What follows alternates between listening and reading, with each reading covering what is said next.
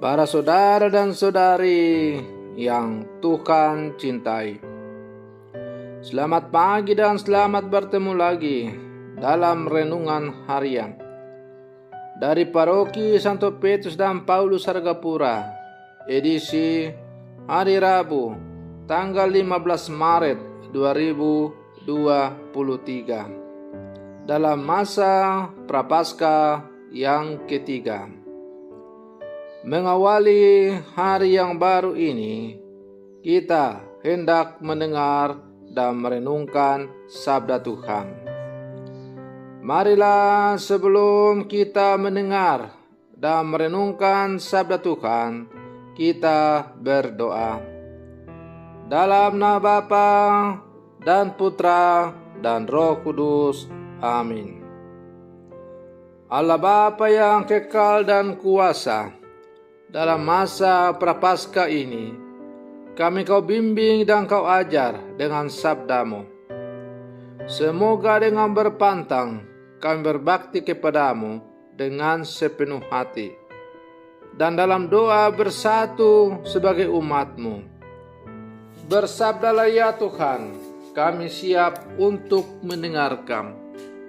Terpujilah Engkau Bapa, Putra dan Roh Kudus, kini dan sepanjang segala masa. Amin. Para saudara dan saudari yang Tuhan cintai, sabda Tuhan yang hendak kita dengar dan kita renungkan untuk mengawali hari yang baru ini diambil dari Injil Matius pasal 5 ayat 17 sampai 19. Tuhan bersamamu. Inilah Injil suci menurut Matius. Dalam khotbah di bukit, Yesus berkata kepada murid-muridnya, "Janganlah kau menyangka bahwa aku datang untuk menyediakan hukum Taurat atau kitab para nabi. Aku datang bukan untuk meniadakannya, melainkan untuk menggenapinya. Karena aku berkata kepadamu, sungguh, selama belum lenyap langit dan bumi ini, satu iota atau satu titik pun tidak akan ditiadakan dari hukum Taurat sebelum semuanya terjadi. Karena itu, siapa yang meniadakan salah satu perintah Taurat, sekalipun yang paling kecil, dan mengajarkannya demikian kepada orang lain, ia akan menduduki tempat-tempat paling rendah di dalam kerajaan surga. Tetapi siapa yang melakukan dan mengajarkan segala perintah Taurat, ia akan menduduki tempat yang tinggi di dalam kerajaan surga." Demikianlah sabda Tuhan. Para saudara dan saudari yang Tuhan cintai, melalui bacaan Injil yang baru saja kita dengar bersama, Yesus berbicara tentang penyempurnaan hukum Taurat. Yesus mengatakan bahwa Ia datang ke dunia bukan untuk menyediakan hukum Taurat, tetapi untuk menyempurnakannya. Sebab Dia diutus untuk taat kepada hukum itu. Dalam segala perkara, Ia tunduk kepada Taurat. Ia datang untuk menggenapi janji-janji dan nubuat para nabi yang semuanya bersaksi tentang dirinya. Yesus tidak menyediakan, melainkan menggenapinya dan menyatakan diri sebagai hakikat dari semuanya itu. Yesus mengisi kekurangan-kekurangan yang ada di dalam hukum Taurat, sehingga dengan demikian melengkapi dan menyempurnakannya. Yesus memperbaiki hukum Taurat dan kitab para nabi melalui penambahan-penambahan dan penjelasannya yang sangat terperinci untuk melanjutkan rancangan yang tertuang dalam hukum Taurat dan kitab para nabi. Yesus justru menjunjung tinggi rancangan itu. Ia menambahkan dan oleh karena itu meneguhkan hukum Taurat. Kesempurnaan itu diwujudkan oleh Yesus dalam hidup dan karyanya yang mewujudkan belas kasih Bapa. Kesempurnaan hukum dirangkum dalam diri Yesus yang adalah belas kasih Bapa, sumber dari segala sumber hukum itu. Para saudara dan saudari yang Tuhan cintai, berbicara soal kesempurnaan Taurat, erat kaitannya juga dengan kesempurnaan Injili untuk para murid di zaman ini. Sebagaimana Yesus menghayati aturan dalam hidup untuk mencapai kesempurnaan, maka para murid dipanggil untuk menepati dan menghidupi nilai-nilai Injili dalam hidup sehari-hari.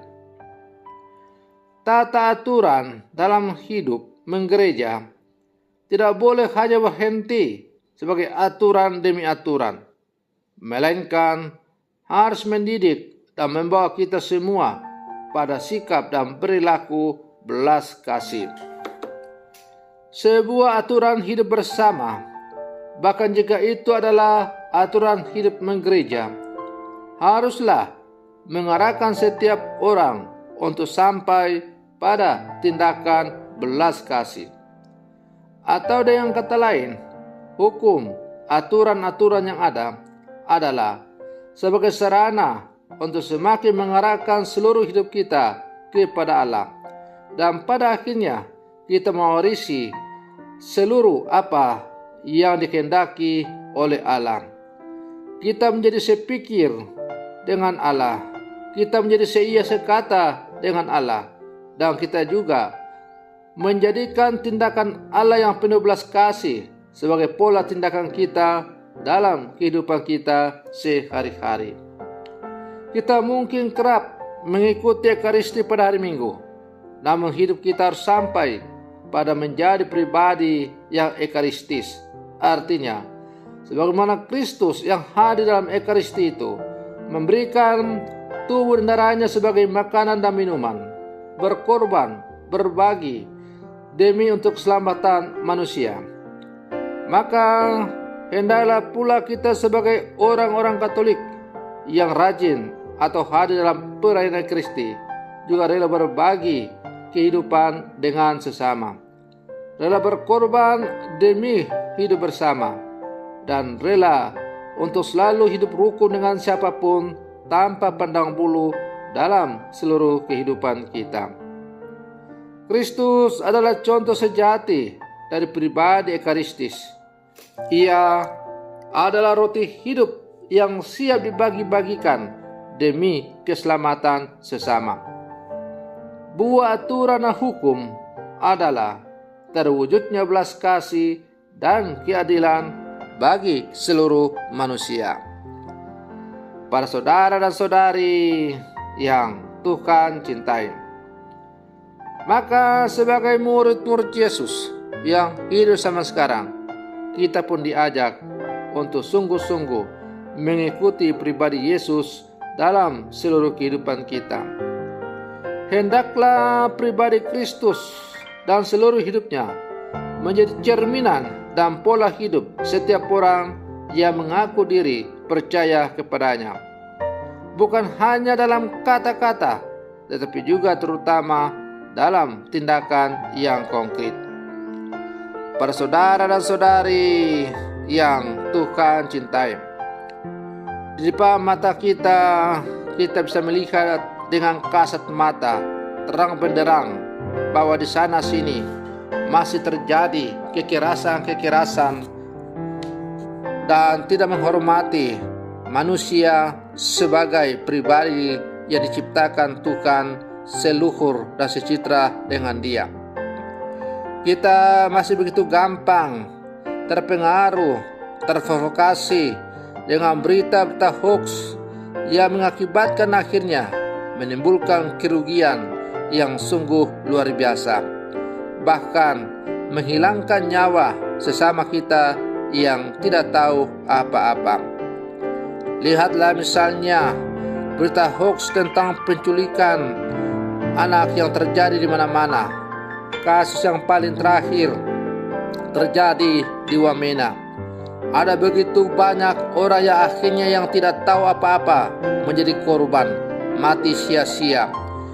Rumah-rumah dibakar, banyak orang yang mengalami luka tembak atau luka panah. Orang-orang yang terlibat dalam saling bermusuhan itu semua adalah orang-orang yang percaya kepada Kristus. Bahkan mungkin 100% adalah pengikut Yesus. Tetapi iman kepada Kristus masih sebatas pada bibir, tidak masuk dalam hati, tidak menjiwai kehidupan, sehingga begitu gampang terprovokasi dengan provokasi yang disebarkan oleh orang-orang yang tidak bertanggung jawab. Nah, sebagai murid-murid Yesus yang hidup zaman sekarang, kita berada dalam masa prapaskah. Mari kita masuk ke dalam relung hati kita yang terdalam. Renungkanlah, pandanglah sesama kita yang menjadi korban sia-sia dari ketidakdewasaan kita dalam menyimak setiap berita yang tidak benar itu.